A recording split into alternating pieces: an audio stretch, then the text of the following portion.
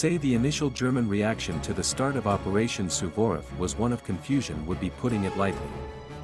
Reports from garrisons across the Russian frontier were jumbled and confused. One reported that it was being attacked by 1,000 partisans, while another speculated that a nearby concentration camp had been overrun by the prisoners, and a third assumed the distant explosions the soldiers heard was a weapons test by the Wehrmacht. Eventually, however, reports from all garrisons came to the same conclusion: the Soviet Union had already reunified and was invading. At the time, Germany was unaware of the existence of the West Russian Revolutionary Front, hence why its deduction was so drastic. For the first month of fighting, the Red Army was practically unopposed as it charged towards Moscow. Garrisons that attempted to fight back were quickly overwhelmed, as were any relief efforts to them. In order to satisfy the manpower and equipment needs of the Wehrmacht, paramilitary forces were raised and factories were reconfigured to build weapons of war. By December, Germany had formed an unstable front line but found itself unable to conduct any offensives. The tactics used by the Germans have often been compared to those used by the Chinese in the later stages of the Second Sino-Japanese War, desperate defenses in depth while their forces were marshaled elsewhere. However, the Germans still found themselves retreating further and further west. To make matters worse, Wehrmacht and SS officers were often at each other's throats, in some cases as much, if not, more often than the Russians. Mass unrest also spread across the Reich and wider Unity Pact, sparking various rebellions by groups such as the Home Army in Poland, the Milorg in Norway, and HMMLR in England, that forced Germany to spread its resources out even thinner. When Adolf Hitler was informed of the invasion, he declared it the greatest threat the Reich has faced since the old Soviet Union and ordered that Germany prepare for war. However, by this point, the Wehrmacht hadn't fought in a decade, rendering it complacent. Reactions within German leadership were mixed. On the one hand, the chief of the General Staff, Hans Speidel, claimed that the Heer would not be ready for several months, and for the time being, the best they could do is sacrifice non-important territory and use whatever resources they had available to hold the rest. On the other, Hermann Göring, Commander-in-Chief of the Luftwaffe, and Heinrich Himmler, leader of the SS, were optimistic that the Red Army could be subdued. Himmler is even quoted as having said regarding it during a conference with the Waffen-SS's General Staff, "This war may seem a calamity to our leaders, but it is, in fact, a blessing in disguise. Now, we need not march into the nest of the Bolshevik rats to exterminate them. We may do so on our own terms." The decision to launch Operation Suvorov on November 7 had been suggested by Tukhachevsky, and for two reasons. In addition to the symbolism of the October Revolution having occurred on November 7, late autumn was also the time the snow began to fall. During the war, the Soviets had proven much better acclimated to fighting in snowy conditions than the Germans. Given that the Russians had expected to fight in such conditions again and the Germans hadn't, this had not changed. He also ensured that every company of every division knew exactly where to go and when to go there, and formed mobile support regiments to aid any units that were lagging behind schedule. This improved the efficiency of the Southern Front dramatically and rendered German forces, predominantly commanded by General Otto Herfurth, practically helpless to resist.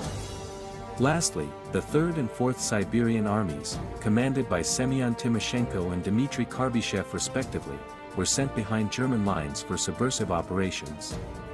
Given that the Siberian Volunteer Army on the whole consisted of people from remote rural communities, its soldiers were hardened survivalists whose ingenuity was unparalleled.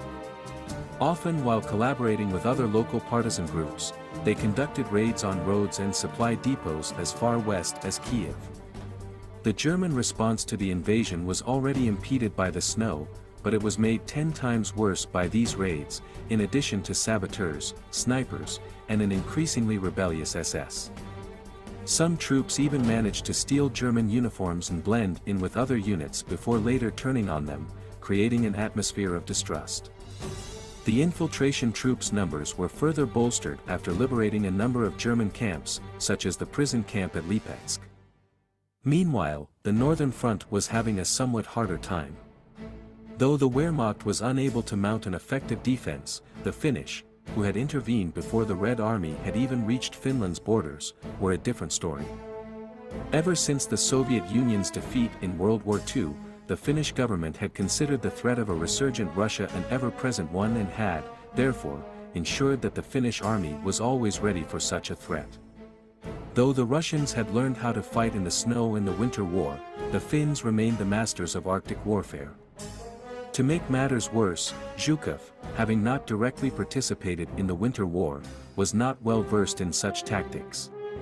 Zhukov attempted to emulate Germany's blitzkrieg tactics, which had been used to great effect during their initial invasion of Russia, attacking the enemy with tanks and mechanized infantry supported by aircraft and artillery. However, the deep snow made this near impossible, especially with the goal of achieving swift victory. Given how much slower the Northern Front's advance was compared to the Southern Front, Tukhachevsky, according to some, sent a message to Voroshilov recommended that Zhukov be sacked and replaced by a veteran of the First War against Finland. However, while Voroshilov was already managing Russian forces overall and Timoshenko was in command of the 3rd Siberian Army, Grigory Stern had gone off to fight Mengjiang in Mongolia, and the whereabouts of Kirill Meretskov, Vladimir Grendel, Mikhail Dukhanov, and Valerian Frolov were unknown to Voroshilov. However, neither the Germans nor the Finnish were able to halt the Northern Front's advance completely, which, after Zhukov begrudgingly switched to infantry-centric tactics recommended by Voroshilov, greatly increased in pace. The Reichskommissar of Moskowian, Siegfried Kasch, attempted to rally his troops, but found that communications had deteriorated so greatly, thanks to Tukhachevsky's infiltration troops, that communication with any unit further than 100 kilometers away from Moscow was incredibly difficult and impossible beyond 150 kilometers. Furthermore, the war popped the German economic bubble. Following World War II, projects such as Germania, Generalplan Ost, and the German space program had all been financed amidst the development of this bubble via the Mefo bills. In 1948, however, the Reichsbank corrected the interest rates on these bills, leading to an economic crash. This prompted the German Minister of Finance, Lutz Graf Schwerin von Krosigk, to attempt a risky strategy, use subprime lending and debt stemming from the construction of new houses and towns in the Eastern Territories to back the second generation of Mefo bills. It would backfire horribly.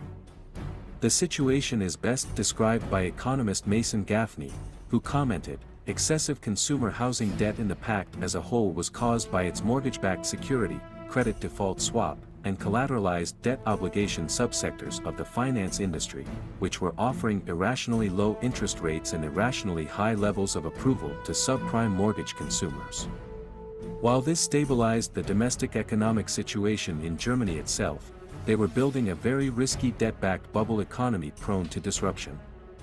The facade was maintained for just over 5 years, but when the Russians invaded, everyone lost confidence and the bubble burst. Real estate prices in the newly conquered territories went into freefall. Following that was the Black Christmas economic crash, which was even worse than the 1948 recession and rivaled that of the 1929 economic crisis that broke the Weimar Republic. The financial turmoil induced an increase in money demand and a request to cash in on the Mefo bills. This increase in money demand triggered a corresponding decline in commodity demand. As demand fell, supplies skyrocketed, and manufacturing halted, leaving millions unemployed. Food prices then began to soar, and Germany found itself spiraling into hyperinflation. Worse still, since Germany is the current subject matter, everyone either refused or had economies too weak to hand them a bailout. In short, the economy broke. An unintended side effect of the Russian invasion, but to the Russians, it was a welcome one. The international reaction to the start of the West Russian War was, similarly to its domestic one, mixed. The news made headlines in Japan, the United States, and the nations of the Triumvirate. While the Japanese press was mostly objective in its assessment of events, it tended to lean towards the Russians. American newspapers, meanwhile, openly praised the Russians while Iberia, Turkey, and Italy showed more initial support for Germany. Meanwhile, by New Year's 1956, a third of Moscowian had fallen to the Russians, the Wehrmacht supply lines had been heavily damaged, and the German economy had crashed. The Southern Front overran the Upper Volga, with Alexander Altutin's Fourth Army encircling Gorky, formerly Nizhny Novgorod, while Konstantin Rokossovsky's Fifth Army did the same at Samara. The siege of Paulusburg began on February 26, but surprisingly, the commander of the German garrison in the city surrendered on March 18. When Tukhachevsky ordered that evidence of this be retrieved, a soldier of the 64th Rifle Division brought him a government seal from the office of the mayor of Paulusburg. The city was a prize of immense value. Not only did its capture serve as a major propaganda victory, but the city also acted as a major railway hub. Controlling it cut off the Reich's supply of food from the region, which made up much of Germany's stockpile. This only served to worsen the economic crisis and incited riots in major cities like Munich, Vienna, and even Berlin itself, with food rationing only helping marginally. The German government was furious at the incompetence of the Moscowian administration, resulting in Friedrich Paulus dragging himself out of retirement. Without approval from the General Staff, he set out to reform the Sixth Army, the formation he had commanded during World War II, and dismiss Kash. He called for anyone who wished to fight for the fatherland to join him for what he dubbed the New Eastern Crusade.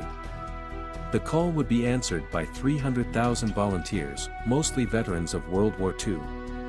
The General Staff, in desperate need of manpower, accepted this motion, officially reforming the Sixth Army and organizing it into 30 divisions. Paulus's first move was to march back on Paulusburg, a move that was picked up by partisans. This alarmed the West Russian Revolutionary Front's leaders, who hadn't been expecting organized German resistance until summer. Voroshilov, Tukhachevsky, Altutin, Rokossovsky, and Nikolai Vatutin convened in Rykov to discuss what should be done. One of Rokossovsky's subordinates, Pavel Batov, heard about the meeting and sent a proposal for an elaborate plan to destroy the Sixth Army. Dubbed Operation Termasov, the plan was incredibly risky. But not taking risks was what had lost the Soviet Union the war. In late April, shortly before the arrival of the Sixth Army in Paulusburg, Vatutin's forces, also known as the Sixth Army, withdrew from the region. When Paulus arrived, he found the city in his name was abandoned. He decided that he would make it his headquarters and ordered that General Karl Adolf Hollat take 10 divisions, or 100,000 soldiers, and pursue Vatutin's troops. The Sixth Army only offered token resistance and continued to retreat east, drawing Hollat's forces out further and further, causing him to request more and more reinforcements. On April 28, he reported a victory over Red Army forces in Kamyshin. On May 3, he reported another victory, this time at Saratov. Within the next 11 days, he would report defeating Red Army forces at Saratov a second time, at Balakovo, and lastly at Syzran. On May 14, he sent out his last communiqué, implying he was planning an attack on Samara. After that, the communiqués stopped.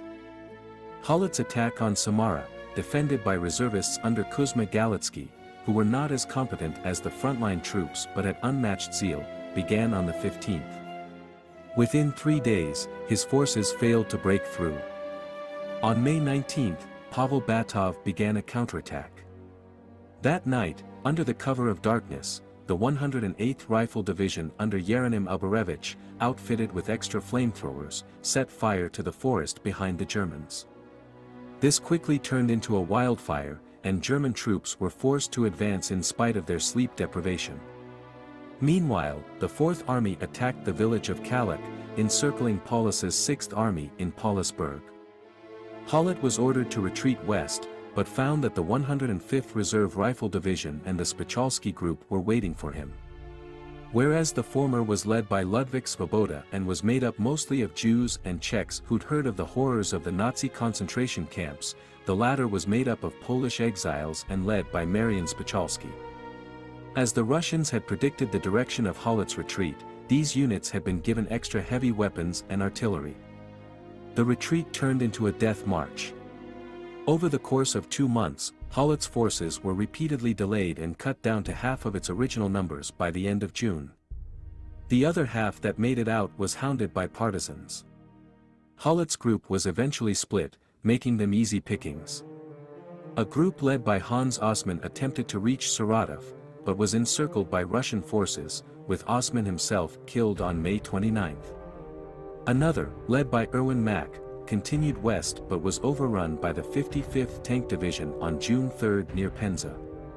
Yet another under George von Bismarck holed up in Balashova but surrendered to the partisans in mid-June after their food ran out. Hollett himself and his men followed a group led by Walther Fischer von Weikersthal north until it was intercepted by the 19th Motor Rifle Division, after which, Hollett's group split into several, much smaller groups to avoid detection and went directly west. Hollett arrived in Moscow in September, and out of his 100,000 men, less than 10,000 had survived. The rest of the Sixth Army also had a similarly disastrous time against the Russians. In July, after receiving word of the extent of the destruction of Hollett's forces, who he had hoped would be coming to aid him, he attempted a desperate breakout from Paulusburg. He first engaged the 55th Rifle Division and 10th Guards Rifle Division north of Kalach, which he did not manage to break through for almost a month while the Russians harassed his rear in a scene reminiscent of the attempted breakout from Minsk by Ivan Bulgan, who was now in command of the 10th Guards, back in July 1941. Next came the 10th NKVD Motor Rifle Division at Surovikino. The unit was commanded by Alexander Cherpanov, who had, during the Battle of Wuhan in 1938, commanded Soviet volunteers fighting against the Japanese. Here, he put his experiences to work, ultimately fighting Paulus to a standstill and forcing him to take a detour north. On the way, he would battle in his last engagement against the 58th Tank Division. Of the 200,000 soldiers who fled Paulusburg, 5,000 came back alive. The utter annihilation of the Sixth Army was the greatest military disaster in the history of the Third Reich, and the second deadliest in Germany's history, succeeded only by the 100 Days Offensive in World War I.